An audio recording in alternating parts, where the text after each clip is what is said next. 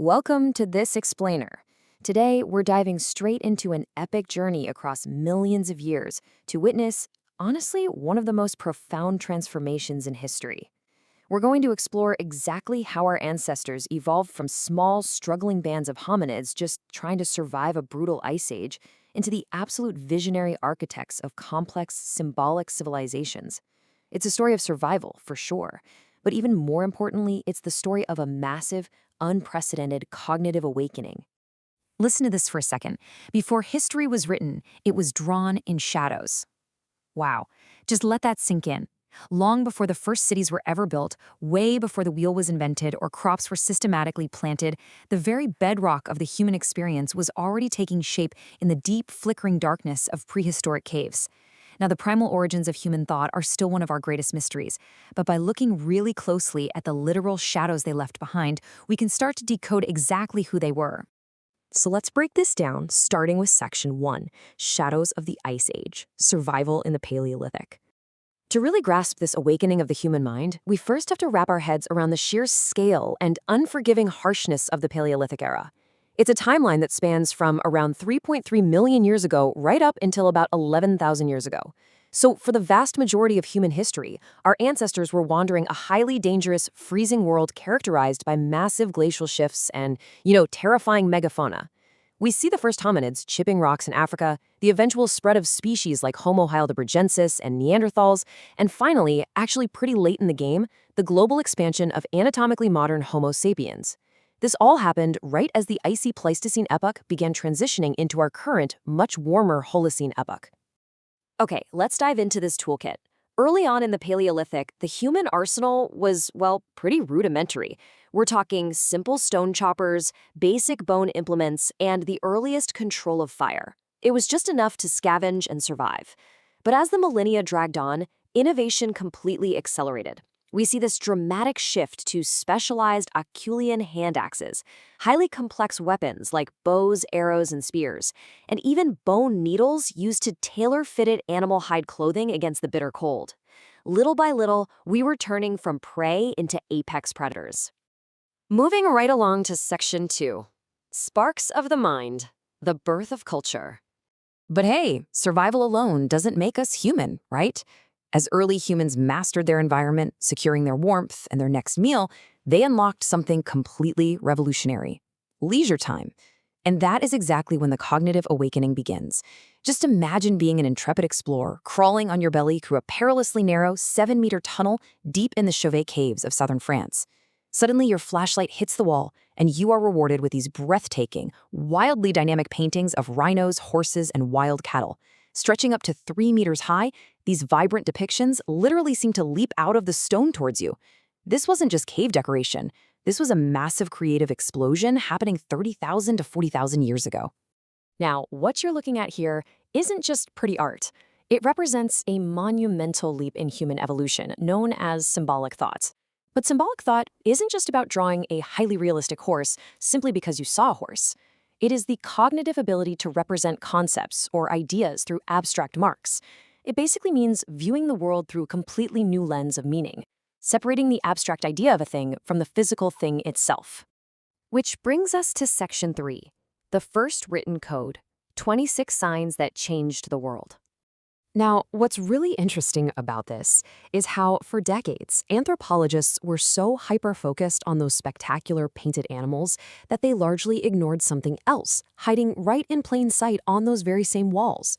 Right next to the grand depictions of megafauna are these seemingly modest little semicircles, lines, and zigzags.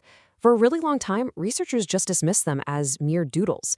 But guys, they aren't random. They are deliberate, abstract marks, and they might actually be the earliest records of a pictographic system.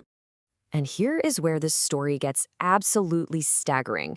A researcher named Genevieve von Petzinger compiled a comprehensive database of recorded cave signs from 146 different sites in France, covering 25,000 years of prehistory.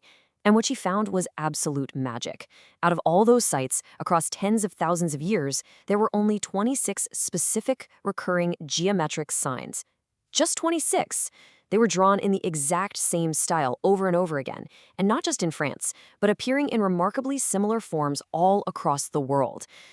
Think of this as our ancient lexicon.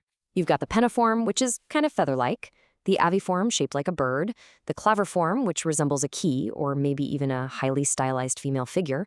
We see striking negative hands created by blowing pigment against the rock, alongside spirals and clusters of dots. Let me be clear, this was not random scratching. This was humanity's very first deliberate attempt to encode and share information across vast spaces and deep time. But here's the real clincher. These symbols frequently appear in highly consistent pairs or groupings. For instance, negative hands and dots are one of the absolute most frequent pairings during the Gravettian period. In early pictographic languages, grouping symbols together usually represents a totally new concept. The sheer consistency of these pairings strongly suggests these prehistoric Europeans had actually established a rudimentary language system. It allowed them to permanently store information far beyond an individual's own lifespan. It's like an ancient hard drive. Let's move to Section 4 and see how this all builds up. Dawn of the megaliths, the shift to civilization. As the massive ice sheets finally retreated and the world warmed up, those 2D cognitive sparks we just talked about leaped right off the cave walls and manifested into something entirely unprecedented in the physical 3D world. We are shifting from the shadows of caves into the dawn of the megaliths. 11,500. Just hold that number in your mind for a second. 11,500 years ago. Before the invention of the wheel, before metal tools, before written language as we know it today, and crucially, way before the widespread adoption of agriculture, a monumental shift happened at a specific site in modern-day Turkey. That site is Göbekli Tepe, which literally translates to Potbelly Hill. It is a massive Neolithic settlement featuring the world's oldest known megaliths. For the longest time, the standard historical narrative was that humans invented farming, settled down, built cities, and then developed complex religion and monumental architecture. Well, Göbekli Tepe completely rewrote that timeline. It proved once and for all that nomadic hunter-gatherers, armed with literally nothing but stone tools, were totally capable of organizing on a massive scale to build something deeply, profoundly symbolic. And the sheer amount of elbow grease this took is mind-blowing. First off, they had to carve these monolithic limestone blocks directly out of the solid bedrock using nothing but flint points. Then they had to transport these stones, some of them weighing tons, over 100 meters across the plateau. Finally, they erected these 15-foot T-shaped pillars into incredibly precise circular enclosures. Think about trying to organize that kind of project with your extended family, right? No power tools, no wheels, not even a strong cup of coffee. It required an immense, highly organized communal effort. And they weren't just throwing rocks in a circle. They built several distinct, highly organized enclosures. Take Enclosure B, for example, which is dominated by these incredible fox motifs. Enclosure C features fierce predators actively hunting boars, built in tight concentric rings. Then you have Enclosure D, which contains the famous vulture stone, right alongside central pillars carved with arms, hands, and loincloths. That strongly indicates the T-shape itself represents a highly stylized headless human figure, or maybe even a deity. And that leads us perfectly into Section 5, the Göbekli Tepe Enigma, a monumental mystery. So the crucial point here is that despite decades of meticulous excavation, Göbekli Tepe remains a massive, incredibly frustrating puzzle. The more the Earth gives up its secrets, the more complex the picture actually becomes.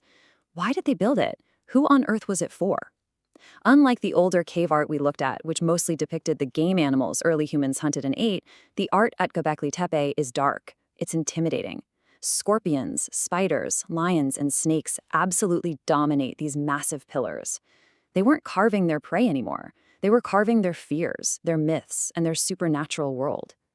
Researchers actually think these might have been magic totems meant to stave off evil, establishing a highly complex shared cosmology. And our understanding of this place, it's changing literally all the time. The old theory held that this was strictly a nomadic sanctuary, just a place where roaming hunter-gatherers met up for periodic feasts and rituals before scattering back into the wild. But new discoveries have totally upended that idea. Archaeologists have recently uncovered domestic structures, thousands of grinding stones clearly used for processing cereals, and even a rainwater harvesting system with carved cisterns. This proves beyond a shadow of a doubt that ritual and daily life actually coexisted here. This wasn't just a temple in the middle of nowhere, it was the birth of true village life. But you want to know the absolute craziest part of all this?